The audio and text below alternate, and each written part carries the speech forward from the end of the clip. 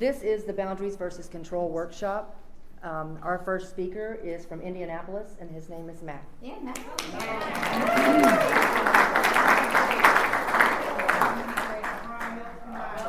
Hey, family. My name is Matt W. I'm from Indianapolis, Indiana. Hi, Matt. The honesty of this is my first time speaking at a convention. I spoke at home, so this is a little bit different. You got it. Well, my clean date is 7/18 of 2016. So a little over 3.5 years. So still pretty fresh in me. It's kind of funny how this topic came up. Just recently, my daughter was put back into my custody on a Friday. On a Sunday, she decides to go to area with me for the first time in the GSR, the local meeting back home. So we go to this area. She gets to meet some amazing family back home. I'm grateful for all you members that I've got to know over my short period of time and back home especially, because we do this together. So we go back home, and as I get back home, talking about a celebration the following week, get a phone call, hey, do you want to do a workshop?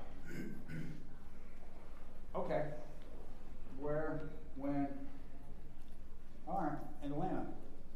Topic, boundaries versus control. Man, talk about a topic. There are so many places to go with this. Right. And I never, once that moment hit, and that topic came forward in front of my head, it was every part and every aspect of my life from the moment I wake up to the moment I close my eyes. So, with that being said, early recovery, guys, I'm 3.5 years. Okay? Not a lot of time. A drop in the bucket. Every day, hard fought. That was my control, that hard fought battle that I had to do. Because starting off, I had no boundaries. I was controlling my world. I allowed substances to control me. So me starting over, reuniting with the program, was a difficult thing. Because I always allowed everybody to walk all over me as long as I got just one more. That one more was always right there, and it didn't matter what I had to do, because my story might not be the same as yours, but mine had me incarcerated in 3 states and 5 counties. By the grace of God, I never made my way through a prison system. So in that thinking of this, that unmanageability was intense starting off. God's will, free will, by His grace, whichever way we want to take this. I'll say God, if I offend anybody, is a higher power. I don't care what you believe. I don't care what your higher power is. I love everybody in this room equally. We're trying to focus on the similarities here and not the differences. So if you have a belief different than mine, please enlighten me. I want to learn. So this time I get, for some reason, I was introduced to a new A in a different county because they did not have an A. My book in the jail, I had to bribe a guard for him to bring a book to me. It cost me 2 Snickers bars and 3 Chico sticks. That was my state pay for 3 weeks of working in the kitchen. The nice old guy there, he was a member of the rooms, and he sat there with me, and that guard came by every week and said, Mr. Woodard, you still have your pay for your book. Well, he brought me his book after 3 weeks. Grateful to that man. That's where the process started this time. Now, incarcerated in one state, while missing a court date in another state automatically gets you a hold in another state. So 3 to 5 in Cincinnati, 5 to 7 waiting on the table in Chicago. You and I, we all know we can do whatever we want when we're incarcerated. It's everywhere. So in that everywhere part of that, I never picked up anything while I was incarcerated. I'm like, okay, there's something else at work here, and I just need to ride this out. I surrender. So in the concept of surrender, doing the right things for the right reasons today, being able to put my head on the pillow at night, being able to go to sleep, because I know that I'm not intentionally causing harm to others. I know that I'm showing up for my kids. I know that I'm showing up for work. Now the funny thing is about that holder in Chicago, I sat there 4.5 months in Cincinnati, I did a plea deal, I missed that court date, and they had a hold, and I knew I was going. For some reason, I was 252 miles outside of Chicago, and for an F2 burglary, they only had a 250-mile radius warrant on me. For some reason, I was released from that facility. Went downstairs and put a suit on that didn't fit me anymore, because I gained so much weight back. That's where that journey began this time. Now, I do have 2 amazing children. Amazing children. Love them to death. But I was that absentee father that played with my will versus his will. So it's been difficult. The boundaries and the control aspects of the other people in my life. Due to me having to stand up for myself and finding a balance in life, there's a traumatic incident that happened. You know, my daughter was back and forth, and always, the kids were coming to see me all the time. Something happened. At the point something happened, I had to remove myself from her for a little bit. I had to remove myself from my kid's mother, and my guardian of my kids was my ex-sister-in-law, who also holds state positions, and unfortunately things have happened over the time that, you know what, anybody else's kids would have been taken care of. I've definitely been the product of a lot of abuse. I've abused myself all the way across the way.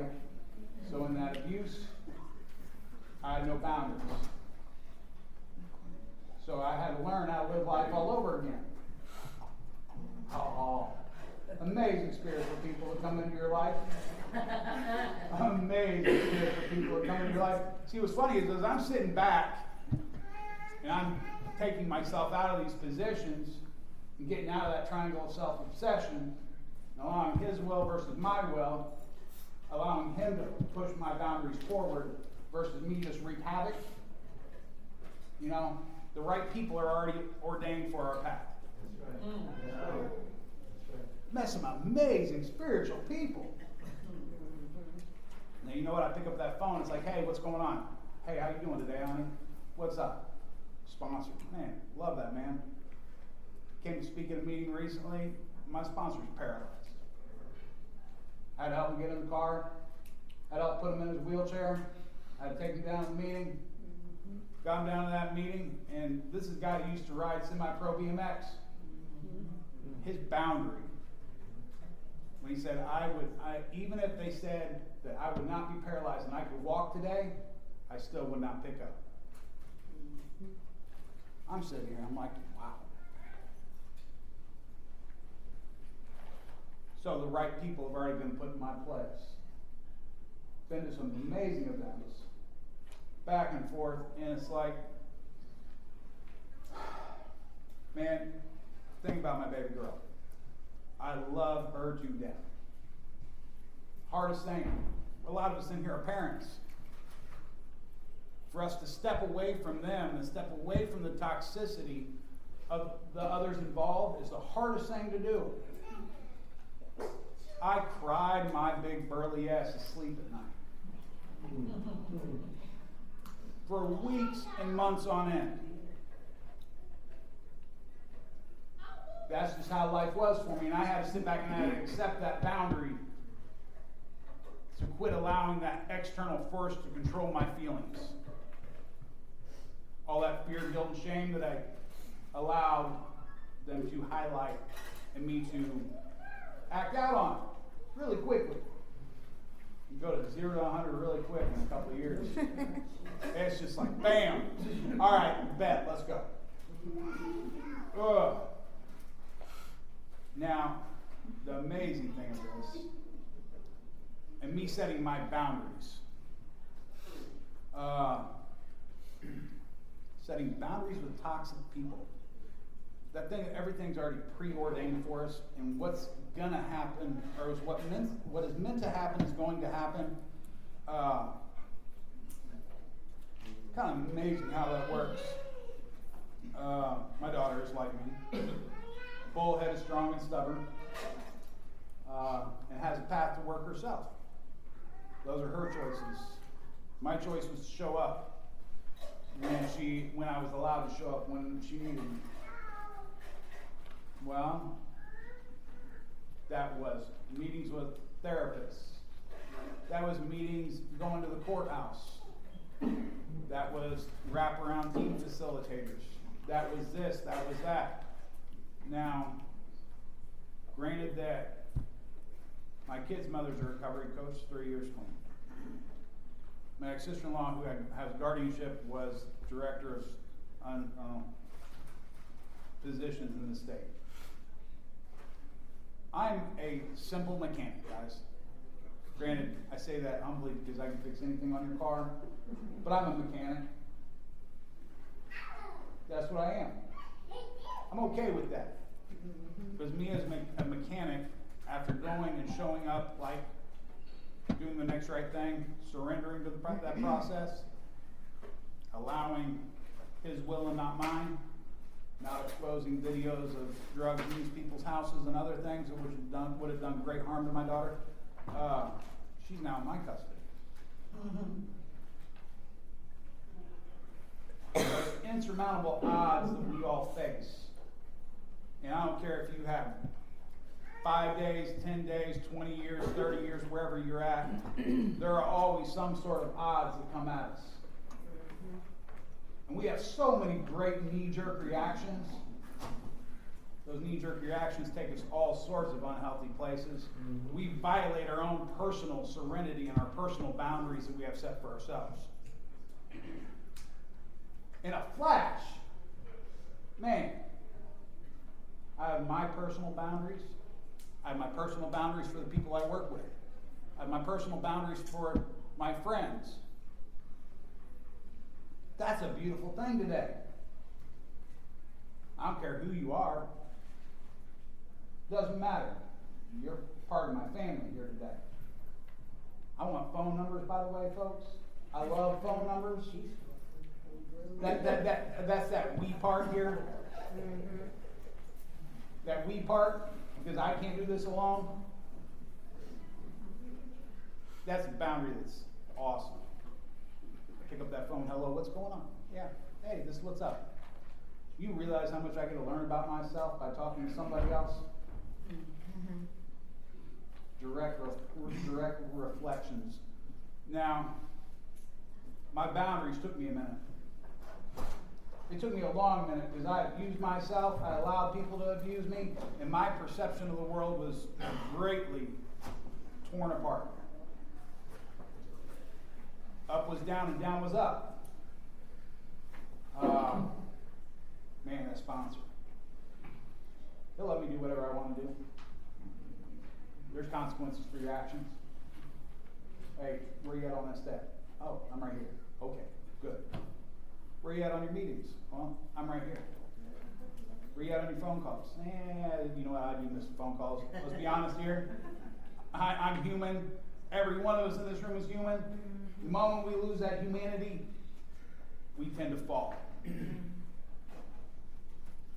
I'm just a simple mechanic. Proud father. Member of NA. This is my 5th convention. It's kind of funny how that thing worked. When my daughter was taken away, I gotta bring light to this amazing person in my life. I love service work. That was difficult boundaries. But on that service work thing, I was going to help my former sponsor with registration for our area convention. Like, okay, cool, this is great. I'm gonna go do this. Yeah, bad choice. I'm going to do that with sponsor, but it's like working with your sponsor. You know, you aren't supposed to work with your sponsor. Doing an extremely difficult commitment through service work with your sponsor is extremely difficult. But see, here's this amazing thing of that. God putting people in our place. I met this amazing woman. Awesome lady. She goes, honey, you come with me to programming. I said, okay. That boundary out the door, I could just tell by that spirit. I could see it in her eyes. You know, we all carry this message with us everywhere we go. This is one where it's like, yeah, all right, I'm going to do this one. Man, talk about a year of stuff. Man, we are crazy people. We are sick people, and we are getting better. And doing service work can be a challenge. And boy, oh boy, did it challenge me. And it helped me a lot with my personal growth and boundaries. Oh. But, you know, in that piece of that, you know, my base exploded. That's where I really took off there for a minute. It's like, okay, here's this person from Arizona. Here's this person from here. Here's this person from there. It's like, hey, what's going on today? Well, this is what's going on. You know what's funny is, when somebody is so far away, you can just go ahead and unload whatever you want to unload. You can talk about whatever you want to talk about. That whole like guilt, fear, and shame, just that boundary just goes out the door, and you can get real, and you can get honest, and you can get open, as long as you're willing to, really, really quickly. But yeah, through that process of that, met some amazing people that helped shape my life. And still, I think what this is, after doing that commitment with her, there's been one that I didn't go to with her. We went to Michigan, then we went down to Cincinnati, then we went over to St. Louis. She's down here with me today. We turned around and went to CRC up in Chicago. Yeah, you know, some of us, you know, we have those boundaries and our perception is so messed up from our time, our use, the abuse, that our perception is so turned upside down that whenever something beautiful, an incredible friend is right there in front of you, somebody is already set there for you to grow, your boundary's like, nope, I'm not letting anybody else in. Well, there's blessing and lesson in everything, as I like to say. So, you are not going to let this person in right now. Well, you know what? You're going to talk to this person, and this person, until this person comes back in your life. One particular friend of mine back home, love her to death, bounced out of my life 7 times, 7 times. Every time she came right back. There was some function, there was something, there was some lesson yet to be learned. Yeah, I've learned some other boundaries in that. Good stuff, people. It's amazing whenever we just kind of step away and do the right things for the right reasons. Miracles do happen. They come from every angle and usually the least place that you possibly expect. Hey Matt, hey, guess what? Here you go. Here's a whole stack of CDs. Hey Matt, here you go. Here's a whole stack of phone numbers. Hey sponsees, guess what? Here's some CDs. Listen to these. Here, guys. Call some other people. We get trapped in our circles. We suffocate with boundaries if we aren't careful. I was talking to somebody there that whole like playing in a dirty spoon. I am clean and I live clean. But if I'm jumping around that circle of insanity and continuously going back to unhealthy places, talking to unhealthy people, it's okay to set a boundary and say, you know what? I would like to grow from here. I need to remove you from myself because this is occupying too much of my time, is stealing my serenity and taking away from where I need to be. But you know what? The funny thing is, if you take that person out, and they're supposed to be there, like that girl, she came back 7 times, they're going to come back around. Right? That spiritual path is there. That higher power sitting up there just smiling at you like, man, I don't want to deal with this person. Well, guess what? You have to. It's an awesome piece of this. You know, other cool thing of this. My baby girl got to come to this convention with me today. She wanted to come. If you're ever doubting yourself, unsure, you know, pick up that phone, get out of yourself, Yeah. Drop that boundary in that guard, that triangle, whatever you're playing in, and just talk to somebody about it. Get a little bit of perception. Let me get out of myself, so you know what? Some guys can give me some phone numbers, some ladies give me some phone numbers today, so I can learn a little bit more about me. Hopefully learn a little bit about you. Hopefully that communication wraps around a little bit more, and you never know where we end up. I was in Indiana.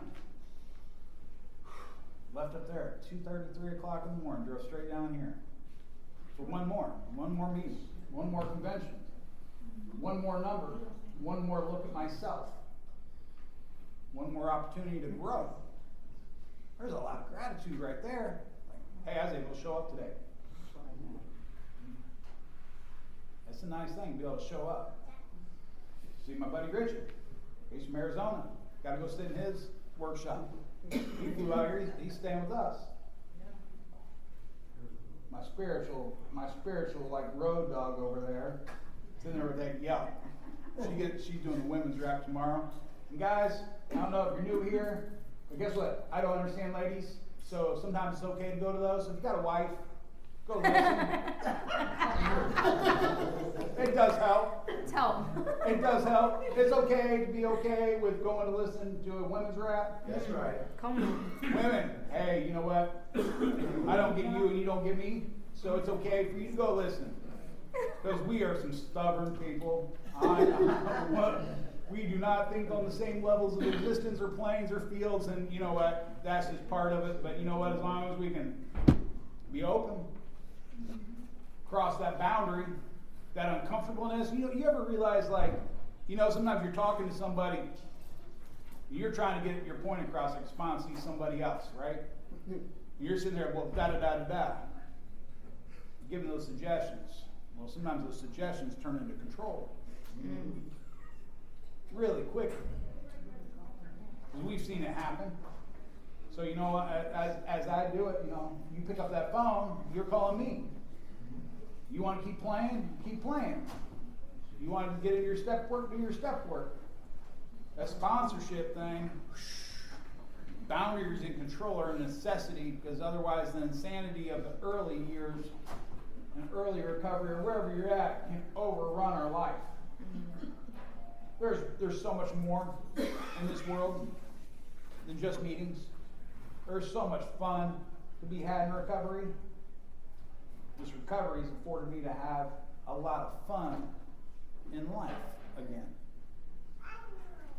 It's not a meeting, it's not a this, it might be a hike. It might be something simple, something that feeds my spirit. Healthy things for me to do for my boundaries. I'm growing. Most people around me I see are growing. We aren't going to save anybody, they got to save themselves. We're supposed to carry the message, not the addict. So when we try to carry that message, when we try to carry that addict, we're violating our own personal boundaries. What? Cool. Hey, with that, I'm going to go ahead and pass it.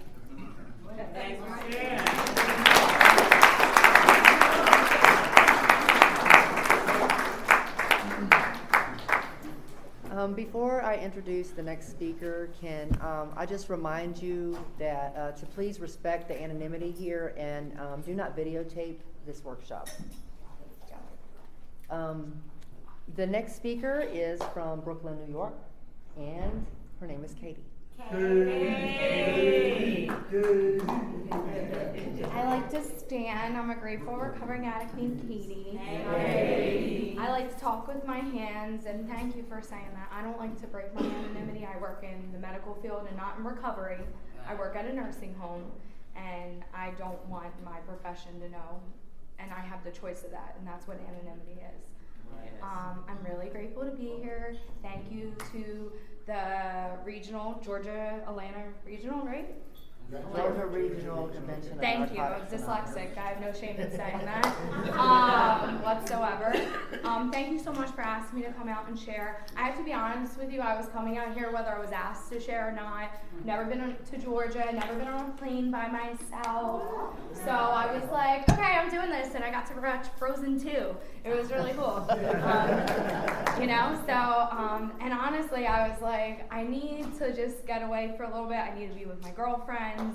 And you know, listen to Matt, like, thank you so much for sharing. And like the enthusiasm of like, you know, I've been to this many conventions. Like, I love that in the beginning. Like, I love that. I still love that. I wish I got like that still sometimes. I feel bad. I get like my bedtime's 9:30, 10. I thank God that I go to a meeting. Sometimes I talk after the meeting, but I don't always go out to eat after the meeting anymore. I enjoy sleep, and that's the boundary I had to set on myself. I live in Brooklyn, New York. I was born in Philadelphia, raised in Jersey. I'm what you call a Jersey Phillian. I'm a Philadelphia Eagles fan. I ended up in Brooklyn, New York, because I ended up with a man from Brooklyn, New York, so go figure. My clean date is January 9th, 2013. I just celebrated 7 years. I have a couple 24 hours. I know when people come up here and I look young, they're like, she has like a year clean. I know, because I judged you too. Trust me, I already did it. And, they're like, oh, she probably never shot dope or smoked crack. And I'm like, I didn't know my war story is what got me in here, but I knew the trouble is what made me stay. You know, so yeah, I got clean when I was 23 years old, and I have no shame in saying that whatsoever. I'm proud that I did. I was listening to the guy before this. He was here from Massachusetts in the other room, and he said, like, I didn't get clean to stay clean. I got clean because my sister, who's my running partner, she went away 2 days before me, and I couldn't steal anything and blame anybody else. I'm like, what the fuck am I supposed to do? So at that point, I decided to steal the car and bring it to Camden, New Jersey, to the junkyard and get some money for it, and so I could go on my next run. And my father said, you either go to a psych ward or I'm going to charge you for grand theft. And I said, okay. And I don't know about you. I've only done jail for I slept it off for about 2 weeks on like a zany run, and I should have been in prison for the shit that I did before, and it didn't stop me. You know, I still used. My biggest arrest was at the age of 20. I was taking care of my friend's kids. I don't know what she was thinking about, letting me with her kids. And I put a 3-month-old and a 9-month-old in the back of a car without any seat belts or in a car seat or anything. And it was probably my hardest thing to come in here and say that, because I heard a baby back there, and I love babies.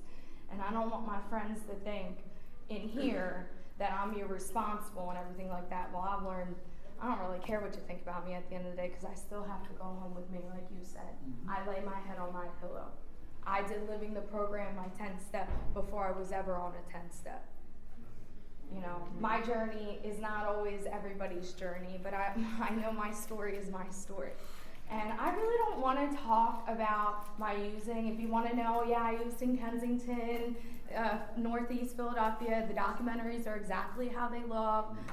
It is the hood of Philly. It's rough. Yes, I'm the suburban white girl who put herself in the hood. I have no shame in saying it. This was my money maker. I did things that I shouldn't have done, but I did them anyway because I needed to get my next one. The sleepless nights, the dereliction, the animalistic levels that I put myself at, the sleepless nights that my parents dealt with, not just being me an addict, but 2 of my biological sisters are addicts. My sister is the one who shot me up. I'm the one who taught her how to use perks. If we want to go any further than that, I liked heroin and I was a crack cocaine addict, all right? I used, and I used. That's all I really want to talk about using. I like to talk about war stories. I know people don't like to, but I'm going to tell you, as somebody young, I'm 30 years old. When I came in here and if somebody didn't say you shot dope, I really didn't want to listen to you, if you want me to be honest. If you told me that you had a BMW car and you got a job and stuff like that, I couldn't relate with you. I didn't know what it meant to get up 9 to 5 and do a job. I thought Oprah was smoking crack to put on her show every day. I'm being serious though. And the guy before us, I really related with him when he talked about the pathologicalness, because I believe my own lies. And I believe my own lies when I got clean. Oh my God. And then I had to like flabbergast the whole story and everything. And like, oh my God, if I make it worse, then listen, I didn't need to make it worse. It was bad. It was really bad. I'm like, why am I trying to I'm trying to have a bunch of drug addicts like me in a room? Oh, God bless you, Katie. That's all I'm going to say. Like I said, I'm the baby of 3 girls. My oldest sister has 6 years clean.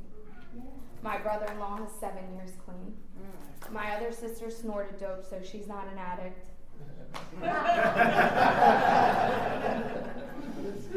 Talking about boundaries, right? I knew with 18 months clean, if my older sister didn't want to go to NA after she disappeared and decided to go to rehab March after my sister and I got clean. And like I said, my older sister who I used with, she went away 2 days before me. She has 6 years, I have 7 years. So when I had 90 days, my sister was on the front page of the Bucks County Times for stabbing somebody. My other sister, March after I got clean, made the decision that she was going to run away to rehab. And who's left? It's the baby.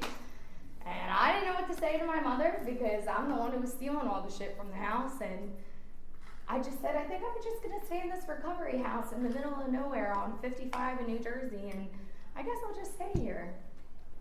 And I did, and lo and behold, it took my older sister a little bit of time, but she celebrated October 6th, and I celebrate January 9th, and we've been on this journey together. And it's really been beautiful. We were each other's running partners. My middle sister, I've learned to create boundaries. I've learned that the more you push this program down people's throats, the more you're pushing them away. I've learned if you want to take Suboxone, that's your life. I've learned if you want to be on Vivitrol and clean time or whatever you're doing, that's your clean time, because it's between you, God, and your sponsor. I think I've been here for too long at this point that I need to continue to stay out of my own way and learn to love people where they're at. And I love that you sat in front of me with love. Love is my most favorite thing. I love love. I love Love in the Living Clean. If anybody's ever read it, it's so beautiful. And the therapeutic value of one addict helping another, it's all about the 12 step at the end of the day. It's all what it's about. It's not, you need to go to this meeting, you need to go do that, you need to get, why don't you come with me? Let me help you. My girlfriend shared before this, and I was saying, I say this all the time. You know how people say the power of the pause and all that stuff? Yeah, so I don't have the power of the pause. I just it's called silent walk away, and then I'm like, hey, what's up? When we were talking, I'm like, yeah, I know, I just had to walk away, or you wouldn't have liked what I said, so I'm just working on it. That's what I do. And listen, it works pretty well for me, all right? Because now I got a man, I waited till I had 12 steps, I waited till I had some clean time, I realized, sex wasn't love after a while, and I met a man who really wasn't my flavor, and that's how I ended up in Brooklyn, New York. I really liked men of the different race. I ended up with a white Jewish boy in Brooklyn, New York. God said, here you go. You live in Philadelphia. He lives in Brooklyn. Let's see how long this will last. I'm a codependent woman. I will tell you, I have no shame in if it's codependent in food, codependent in shopping, codependent with sponsor, codependent with meetings, codependent with service, codependent in this way. But listen, he was like, here, God's going to give you a man that's an hour and a half away. Good luck. We made it 3 years. I just moved there in July. He proposed to me in January. Come on. We didn't wait to have sex, though, you know what I mean? We just did it. I have no shame in saying that, I feel like the more I've been able to be honest in this program, the more people have been able to like me. I took off the little picture facade. If you're going to be with me, I laugh and I snort. If you're going to be with me, I'm really obnoxious. I do these random booty dances because I just hear beats in my head all day. And I used to think I liked all this stuff about me, but I used to think I can't do this in front of all of you guys because you're not going to like me. Right. Even though I like those things about myself. My first meeting I ever went to was on January 26, 2013. I was in rehab for 23 days, and my mother looked at me when I had 11 days clean in rehab, which my parents have been married. I'm actually getting married on their 39th wedding anniversary. Okay. And my fiance and I, and my mother looked at me, and I will never forget this. It was a table just like this, and she was sitting across from me, and the table was shaking because she was that irritated with me. My father's sitting there with the, I'm not trying to promote it, with the Joel Osteen book, and I'm like, wow, this is my father who called me a scumbag, and he was trying to be open-minded, though. He drove me to rehab. He was like, here, I'm going to be here for you. He didn't say much, and my mother looked at me and said, if the devil was alive, it's you. You took anything that meant anything to me. And it was probably the hardest time, and I didn't even cry. I couldn't feel emotions when I first got clean. I've numbed them so much that, it was just at a point where I felt so heartless. And I remember that moment. So people have therapists in rehab, and I'm not endorsing where I went. I know our traditions very well. And my therapist grabbed my hand, and she looked at me and said, we will help you. We walked out of the room, and she said, you should go to Narcotics Anonymous. It's a great program. They would really love you there. I didn't think of anything. And now that I look back, I was talking to my girl who I just met last night. You know what I love her. I told her, you know why I'm clean? Because of my dope dealer. I'm being dead serious. My dope dealer and the last man I lived with who used to beat the shit out of me. They said, you should go here and then do this, and then maybe you'll be clean. I did exactly what the dope dealer told me to do, and I'm still clean. So you don't know who God's going to be speaking through, and it might be the dope dealer. And listen, he's losing business at this point, because I was really good to him, y'all. Real good to him. I was real good to him. And everything. And he was like, you should go here, you should go here. And then the dude I was living with, he was getting money from me too. Come on, let's be honest. And I was like, damn, I did exactly what they told me to do. And I look back at it, and until I just celebrated 7 years, I was like, I did what the dope dealer told me to do. I didn't even think about that, but I really did. And it's crazy. So like I said, my mom with 11 days, all that. So I went to a recovery home in Woodbury, New Jersey. It's right outside of Camden, New Jersey. My mom said, you're going to be in a house with everybody that does Narcotics Anonymous. I didn't really know what NA was, and I'll be honest, I didn't think any of you were clean. Thought all you were high. You're definitely on something. I know it's probably Adderall, because I was really happy when I was on Adderall and arrested for that in high school. Yes, I was the cheerleader who sold Adderall to the varsity cheerleading squad, and then when you got handcuffed and taken out for distribution during the pep rally with your uniform on, you better hold your head high, girl.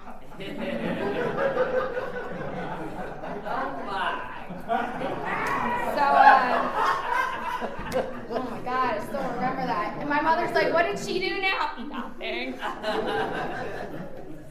Oh, that wasn't my only arrest junior year. Trust me. But whatever. Listen, it don't matter where you come from. It don't matter if you had a roof over your head. It don't matter if your parents weren't addicts. My parents tried to take me outside of how they weren't raised. And I'm not saying my grandparents were addicts whatsoever. My parents lived a really rough life. My father's a Vietnam veteran. He was drafted in. My mother's father died when she was 13. She had infants at that time. My parents had a struggle. And they did whatever it could for their daughters not to end up in the hood. And I'm telling you, we brought ourselves right to the hood. Right to the hood. Right to the hood, honestly. I felt I fit in, too. Especially when we would drive around in my girlfriend's yellow buggy. It was like, we don't stick out. Okay. So my first meeting I ever went to was January 26, 2013. And it's a Blackwood morning meeting in Blackwood, New Jersey. So if you ever look it up in South Jersey has 126 meetings a week. By the grace of God. And I wanted to hear the way that you guys said, we said the Serenity Prayer, because in South Jersey and Northeast Philadelphia, we say the we version. Because as we pray together, it makes us stay stronger. And it's definitely different. I live in Brooklyn, New York now. I know a lot of meetings in North Jersey, you say the I. And I know we're praying for I, but I believe when we pray together, we stay together. And that's just how I am. And that's different. That's some boundaries and control, because it's Katie, Narcotics Anonymous, did you know? And that was something for me when I went to different areas, and I'm like, why aren't they praying the way that we pray? Right. They're not clean. Judge. So, you know, the first meeting I ever went to, like I said, was a Blackwood morning meeting, and God positioned me that day. The woman who drove us there, who we lived with, wanted to go hang out with her 13 step, and we ended up having this woman, this little short poofy woman with pants. She was like, I'll drive you home. And I was like, I'm not getting in the car with her. And then I remember the girl that I lived with, she was like, but you would get in the car with the drug dealer? I'm like, yeah, but I'm clean now. So I gotta, control the situation. But the point to the story, she got in the car, she said she had to pick up her son and she had to go to Chipotle. I didn't know what Chipotle was. I didn't spend money on food. The most I would do was $1 burger, and I would split it in half, and I couldn't eat that much anyway because I smoke crack, and I would just throw it up anyway if there's food in my stomach. So I didn't know what Chipotle was, and she said she was picking up her son. I said, ooh, I get to hit on somebody, great. But then I kept thinking, like, oh, you're picking up your son, you have a relationship with your son. My mother wants nothing to do with me. My mother was my best friend growing up. And got in the car, and I definitely hit on him. You're a guitar player? Ooh. I just got out of rehab. I have so much to offer you. And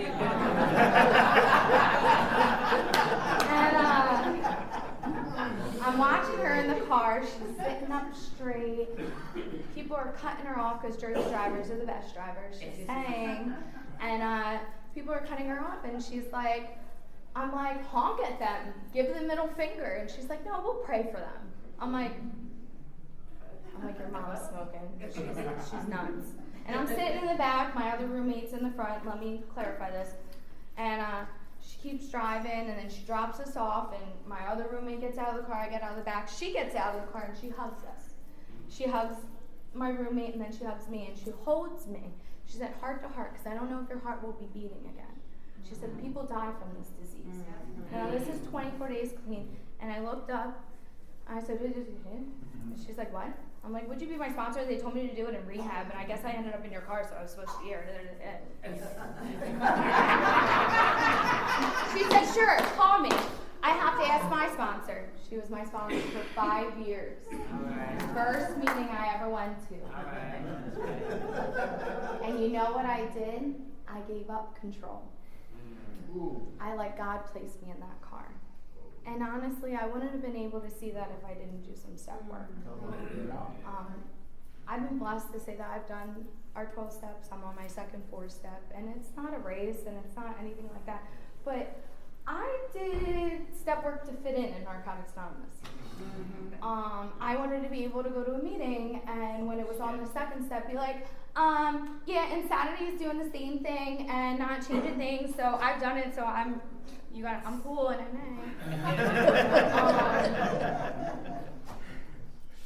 I've struggled with that a lot in Narcotics Anonymous. I say I'm a Jersey fill-in because the truth is I am. I have moved 8 times since being clean. I ran away from Katie a lot of times because of uncontrollable situations that I let fear get in my way and not face them. I'm going to say I liked to gossip. And I didn't watch who I gossiped with or about. And I was told there's good gossip and there's bad gossip. There's concerning gossip, and if you look it up, it really does say that about the word gossip. Because if we're like, I'm very sorry, I heard about your mother passing away, just sending my condolences. That's okay gossip, okay? But if you're like, yo, that bitch fucked that bitch, yo, yeah, that's not good. I most certainly did that when I got clean. And I did it as I did that for my own boundary, so I wouldn't let any of you in. Because the more I talked about Susie, Tim, and my first sponsor, you guys could all see that I'm okay You don't need to know. There's no story. I'm just a dope dealer and drug addict from Camden, Northeast Philadelphia, and that's all you need to know. No, I had some demons. I was molested at a young age. I did things clean that I didn't do using. I have no shame in saying that. I put a face on because I wanted women to like me in Narcotics Anonymous. Women can be really cliquey up in this joint. It becomes a popularity contest. Whose hair can get curlier than mine? I've watched it kill women. Bless you. Because I've done it. I've watched people not always say what they should have said, and I wanted to reflect them because I wanted people to like me. So I thought, to control the situation, I need to tell you the truth, whether it's in a harmful way. Because it's not what you say, it's how you say it sometimes. But it don't matter, I'm trying to save your life.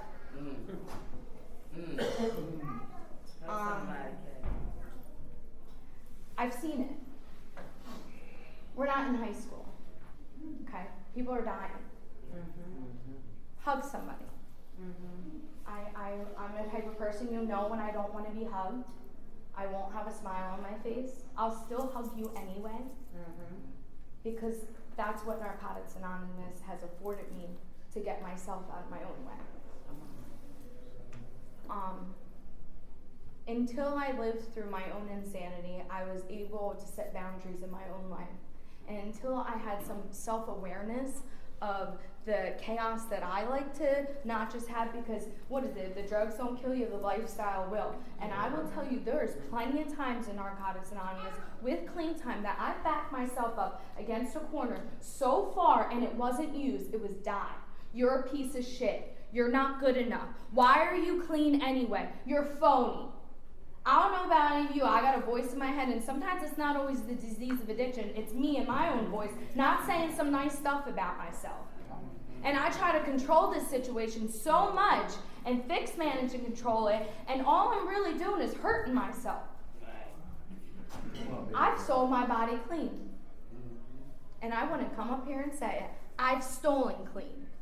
I've shared on the 6th step before I was done a 6th step. How about this one? I spent the 7 tradition money before I went to area and then took the money out of my ATM afterwards to make sure I had the money when I could show up there. And I have no shame in saying it in any of you because I need to get it out.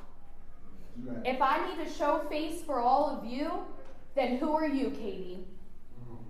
You can't look at yourself in the mirror. You're looking at the same girl that you were looking at 7 years ago. And you know what? With honesty, and I thank God, I don't believe, listen, my sister, she's married, she was a newcomer, and she's married to her husband now, and they met when she had a drop clean. So I believe sometimes it can happen. I look at them too. I love my brother-in-law. He's my best friend. I'm not that girl. I slept with anything. I only slept with one newcomer. I felt really bad afterwards, and I went to a meeting and shared about it. He had 26 days clean, and he was so nervous that I was like, oh my fucking God, Katie, what did you just do? I put myself on seeking arrangements clean because I wanted to make sure I could make the money that I could so I could wear designer clothes in Narcotics Anonymous so the cliquey girls in NA could like me.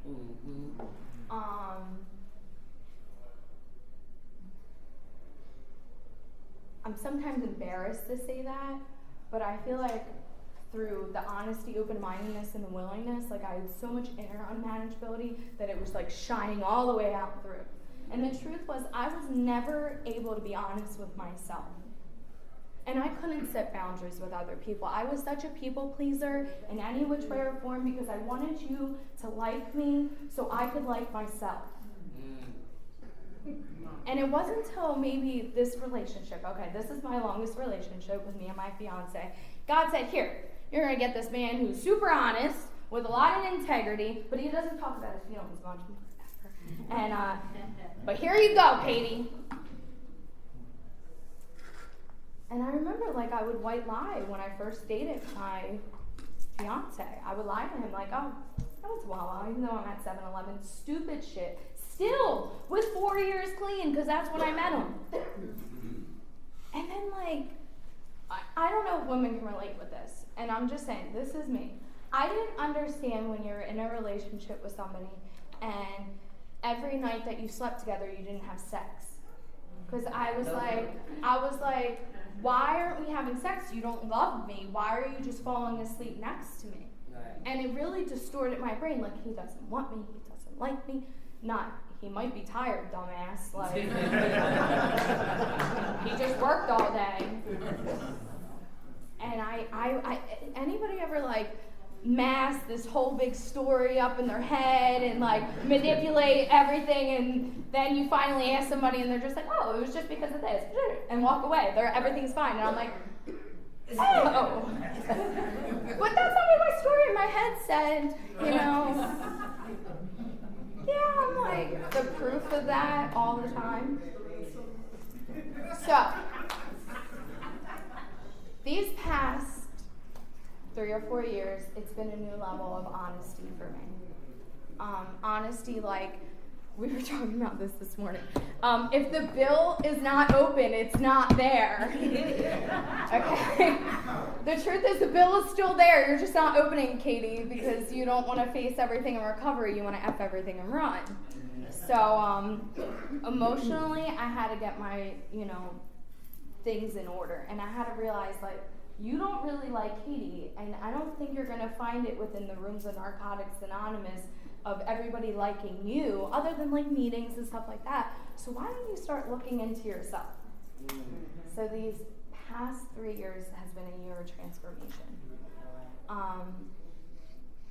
I moved on in sponsorship, not once, twice. My first sponsor and I became friends. We were in the relationship way past the due date.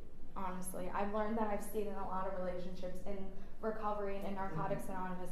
I've learned to be professional with people. Anybody have to do that sometimes in here? Where like, you're like, I really want to tell you the truth, but I know you can't handle the truth, so I'm going to hug you and love you and just say, I'm going to listen to you. Because I don't think I need to give you suggestions. And I do that with my sponsees. I say, do you want suggestions or you want me to listen? I have to do that. That was to help me set a pause or boundary, which I'm still going to say I don't have. I learned I needed to stop lying up in here. I learned that you can't save your face and your ass at the same time, but understanding that saying. I don't think people understand it all the time. And like the new level of honesty, so realizing in our literature it talks about a mental, spiritual, physical, and emotional disease. Physically, my highest weight was 310 pounds. Emotionally, mentally, I was with about 5 years clean, I was thinking about suicide every single day. In a relationship with a car, got everything done. I was a director, I had all the jobs, I had the car, everything. Dressing up the outside wasn't making the inside feel any better. Because I did it. I got the man, got the Louis. Okay, why aren't you feeling better? Physically, emotionally, and spiritually. I still felt like because I didn't deal with the guilt and the shame of what I've done, not just using, but clean, I didn't deal with it. I had no faith. There was no faith. Like in our third step, I just did another one, and I thank God for sponsorship. My sponsor, I have a wonderful sponsor. I have a sponsor, I'm going to say this, and I know time doesn't, always equal recovery, but she sponsored me before she did. We were in a home group for 4 years. She has 38 years clean. She goes to meetings. You would never know unless she said it. And she's so humble and just, I wanted to know how she stayed here. And she just made me feel a part of. And we just did my second, third step, and the question in the step working guide where it says, like who are you in the care of? And like I was talking about faith, she was like, but you're giving up, you're like surrendering in a deeper level, and you're trusting somebody. And I think my problem was I never trusted people. I never trusted myself to allow myself to trust any of you. So I felt I needed to lie to all of you to show some type of face. So long story short, let me get where I'm at today. So I gave up a lot. I did have the job. God said, you want some control issues? You're going to work with people who have Alzheimer's and dementia. There you go. You can't control the shit out of them. You want patience and tolerance? There you go. There you go. If they ask you 100 times in a row, what's today's date? You better tell them with some grace and some mercy. Catherine Kaferle, you better make sure. Because one day it's going to be you. It's not always how you act in here, it's how you act out there. You can be really good to the people in NA, but how are you with your family? I snap at my fiance every day. I have no shame in saying it. And it's waited to work in progress, okay? I feel really bad for him sometimes. That's why I needed to go away, Alice, okay? Yolanda, that's why I needed to go away. Tell it, girlie. April 2 years ago, my only grandparent passed away. And God said, you're going to go there and clean her body. You're not going to steal her money. You're not going to take her Social Security check like you used to. You're not going to give, you're just going to give you. I'll wash my grandmother clean. They wanted to put a tube in her stomach. And she died 2 days before my sister got married. I wish she was here, seeing me get married. She was my only grandparent. And I put that woman through the trenches, making her wait at the end of the L in no air conditioning car. And like, I know I got to make a living amends to her. And then I realized at work, like, I don't make all this, and I don't really care because I make something that does this. Come on, baby. I really work at a job where I just love them. I do their nails. I'm a recreational therapist. I make old people happy. And I love it. And I don't care what any of you think about it. And sometimes, you know what I learned? Was that if you want to set some control, you're going to learn to listen and control your mouth. Because that's something that didn't have a lot of control. Physically, I surrendered the fact that I put down the spoon and picked up the fork. I was stealing money to get food. Crunchwrap Supremes from Taco Bell were life. My highest weight was 310 pounds. I just lost 120 pounds. And I have no shame in saying that I had weight loss surgery. I had to do it. I was physically at a point where I was 29 years old, and mentally I couldn't get out of bed anymore because my physical state was so bad and how heavy I was. I still don't always eat great, but trust me now, having the surgery, you do get punished for it. And faith, I needed to redevote myself to a God that's always been in my life. Always. And always wanted this life for me. And I chose to not use all the tools in the toolbox when I came to Narcotics Anonymous. And it took for me to really realize that you need some help, Katie, and you need to put your hands up and say, it's okay with some clean time to have some help. And you know what? This past year was a big year for me, and I said, it's about your 12 step. Every newcomer you meet at a meeting, you're going to get their number, not them take your number, you're going to get their number. And you're going to text them in the morning or call them to see how they're doing. And not for any of you to be like, oh my God, look what she's doing. You know.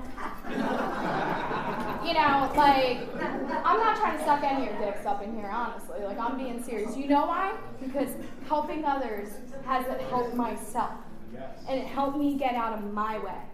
And stop trying to control so many situations and started setting boundaries that the fact that you don't want to hang out with people that gossip, and I said this earlier, you can be professional with them. Hi, how are you? Good, your mother good? Okay, hug, all right, love you, bye. You can set boundaries with people and they don't even need to know. And I've had to do that. I had to do that with my damn self and my own damn behaviors. Just for today, I think my reactions to things, well, not with my fiance, he's working on that. And I never lived with a man until I got clean. It's a whole new thing. I don't care what any of you say. It's a whole new ball game. He lived like a bachelor. I should have took a before and after picture of our apartment till now. It's like, please clean the dish. please, honey, please. And like learning that it's okay to walk away, or being like, listen, we live in a little apartment in Brooklyn, and it's very nice though, and we really don't pay that much rent compared to what other people pay in Brooklyn, New York. And I said to him, like, if the kitchen's my domain, don't walk in here when I'm walking away. And I've had to do that. I've learned through this process that I'm worthy of the life that I have today. I really mean that. It's only through God's grace and mercy.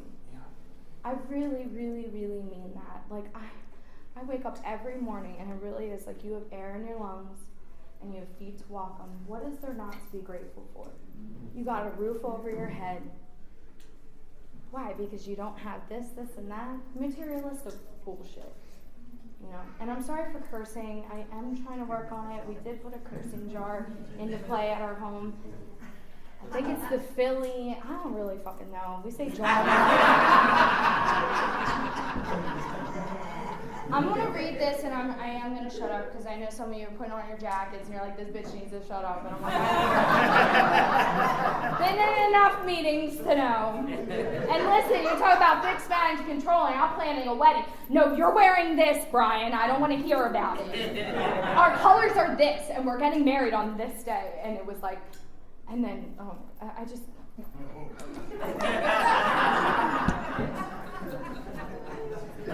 An addict getting married to an addict. Amen. That's all I gotta say.